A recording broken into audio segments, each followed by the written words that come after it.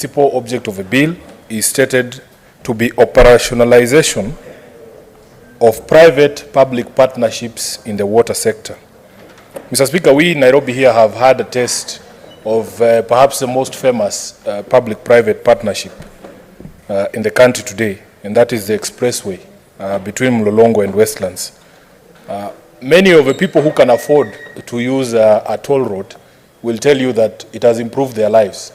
But for the many people in Nairobi who cannot afford to pay toll, I can tell you that the feedback is that the expressway has actually made commuting between Mlolongo and Westlands on the old road extremely difficult and even harder than it was before the expressway was built. Mr. Speaker, this is in addition to a debate we had here last year where the public had to fork out extra money. I think it was about 19 billion shillings for the rehabilitation of the old Mombasa Road. This is after the private partnership was already in operation and the people with money were enjoying the services of the expressway because they could afford it. Mr. Speaker, I am not against privatization per se, and privatization is not bad in every instance. But I honestly believe that there are some sectors and some things that we should not privatize because of the negative effect it has on the public sector delivery of those same services. I remember when privatization of education began, and many will argue for and against privatization in the education sector. But the general consensus, at least from my perspective, is that it has had a negative effect on service delivery in the public sector. Mr. Speaker, it is also arguable whether privatization of healthcare has resulted in better services, especially in the public sector. Anytime you introduce commercial interest in essential services, Mr. Speaker, the public service, the free service always suffers. So here we are discussing privatization in the water sector. Privatization in the water sector, for me, is undesirable for many reasons. But, Mr. Speaker, those who said water is life knew what they were talking about.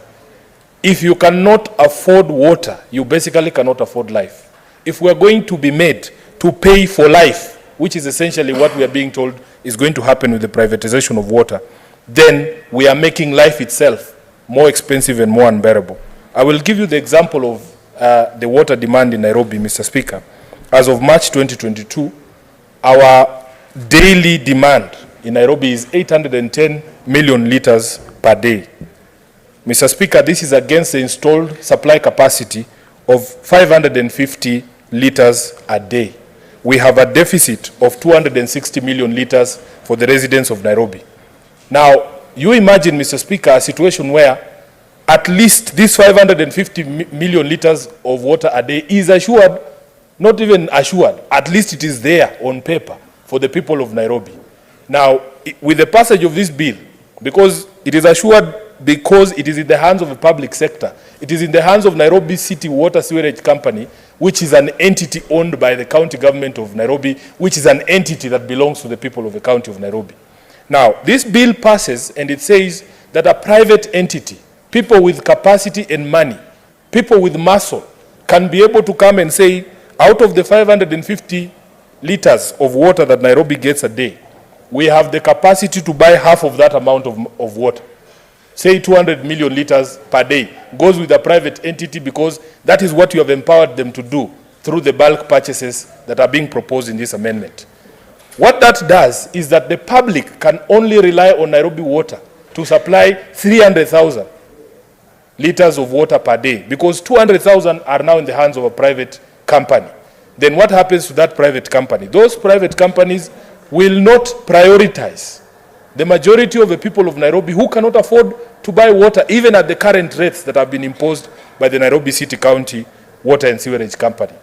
Mr. Speaker, you will be commercializing life itself in this city so that those with the capacity to buy the water, just like the people who can be able to afford to fly over the poor on the expressway in Nairobi are doing right now, will be able to purchase all the water that is available in Nairobi, and the people will suffer, the ordinary people who are the majority in this county. Mr. Speaker, this is why I'm saying that this is one of those areas that should not be commercialized, that in fact it is an essential service You must distinguish between essential services and other services. The people of Nairobi can survive in traffic, but you cannot survive without water, Mr. Speaker. Number two, there is no provision, having painted that picture, Mr. Speaker, there is no provision that will then determine that or put in place a mechanism for equity. Yes, you have the financial muscle to buy all the water in Nairobi, but should we allow you to do it because you have the capacity to do it? What happens to all the other people who are not able to be loaded onto this private entity that will be supplying water? So the equity mechanism, I don't see it in the bill. It would have been nice if they were told that for you to get that commercial enterprise, you must develop extra capacity. Extra capacity has to be developed first before we give you contracts to supply water commercially. But if they are coming to eat into the already or the current installed capacity, which I've already demonstrated to you, already has a deficit, then we are going to have problems, Mr. Speaker. Thirdly, Mr. Speaker, I had opportunity to have a conversation at some point with the Director General of the Nairobi City Water County, Water and Sewerage Board, Engineer Muguna. And he tried to explain to me, now that this is already a scarce commodity, how do you determine who gets water and who doesn't? And there is a very complex matrix that they use there, Mr. Speaker. Of course, you will see that they will prioritize important security installations. They will prioritize the CBD because they want to encourage businesses to happen. You don't want major conferences happening at, say, the KICC, international conferences, and then there's no water in the CBD. You don't want to have a situation that you don't have water at your international airports, for instance. You have seen the outrage that follows when there is a blackout at JKIA. The same for water because it's an essential commodity. And then you come to the regions in Nairobi. Who gets water on which day? Who doesn't get water on what day? Because we are already facing a deficit, Mr. Speaker. So this commercialization, I believe, is going to make Engineer Muguna's work even worse.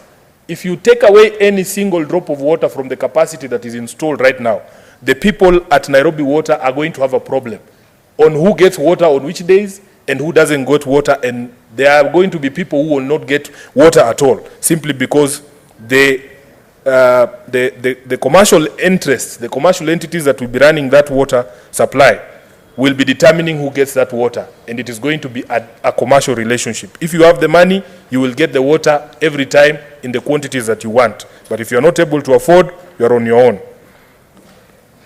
Fourthly, Mr. Speaker, there is a concern about the loss of revenue to the entities that are owned by the county government. Mr. Speaker, loss of revenue also translates to loss of jobs. Many workers currently working at the county-owned water services companies are concerned, Mr. Speaker, that once you shift a bulk of the supply of water to private hands, there is no guarantee that their jobs will continue to be tenable. It is very possible that we are staring at job losses. And there is no mechanism in the bill, as currently drafted, Mr. Speaker, to ring fence or to protect the people currently working at Nairobi Water and Sewerage Company, so that after these commercial contracts have been signed, after the water is now in private hands, after these private companies are the ones running the water business, is there any guarantee that the people working for the Nairobi County Water and Sewerage Company will continue to be in employment? I have not seen that assurance in the bill. Lastly, Mr. Speaker, the question of infrastructure that has been touched on by some of my colleagues.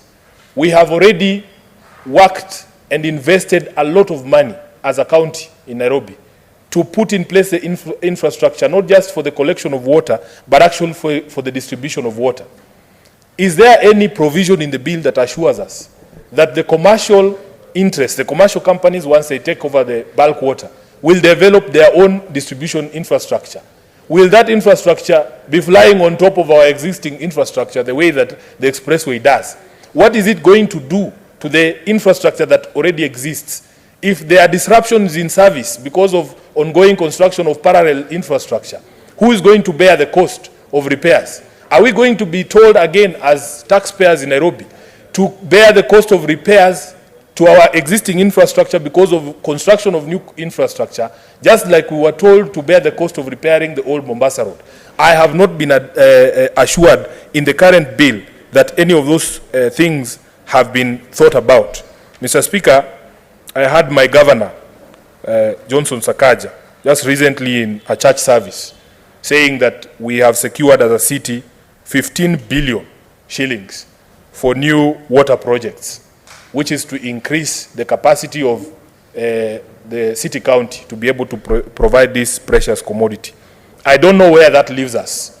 Is this 15 billion shillings supposed to be for the people of Nairobi, for the development of the capacity of Nairobi City Water and Sewerage Company, or we are doing this so that we can be able to enable private entities to come in as suppliers of water? Mr. Speaker, there's a project that is ongoing called the Northern Collector Tunnel. At the completion of the first phase, we are expecting an additional 140 million liters of water per day. That is going to maybe dent the deficit of 220 million liters a day by about half. There is still need for development of further capacity for the people of Nairobi to enjoy water on a daily basis in the quantities that they desire. What is going to happen if this bill becomes law? Mr. Speaker, I want to stop there because I am not convinced. I am not convinced, in addition to the questions raised by my colleagues about the fact that this being a devolved function, the national government is overreaching. It's overreaching in its attempt to manage the water sector, yet the fourth schedule of the Constitution specifies water and water services as a devolved function.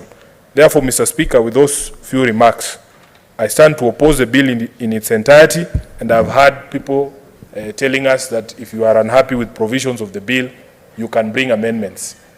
I am one of those people who has brought amendments to bills that I thought were unfavorable, unconstitutional, and overreaching in their provisions. But those very same amendments have been defeated here. And the question I'm asking myself, how do you amend something that is fundamentally flawed from the beginning? I want to convince my colleagues that please don't tell us to amend something that is unconstitutional. You don't amend something that is unconstitutional to make it constitutional. You throw it away, you throw it out. That is the only solution for unconstitutional provisions of a bill that, such as the one that we are dealing with here. I thank you, Mr. Speaker, for the opportunity.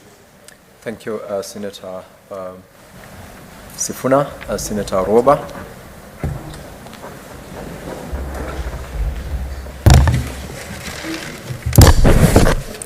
Thank you, Mr. Speaker, for giving me this opportunity to weigh in on this bill, on the Water Amendment Bill.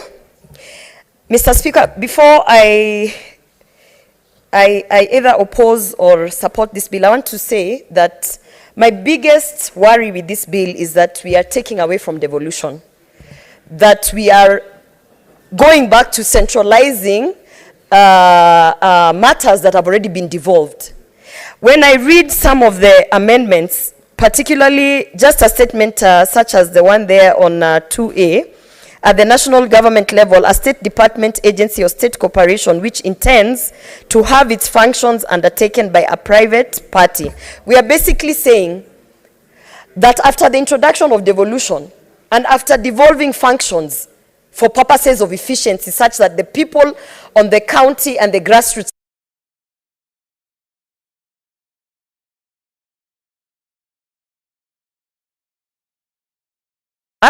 these matters,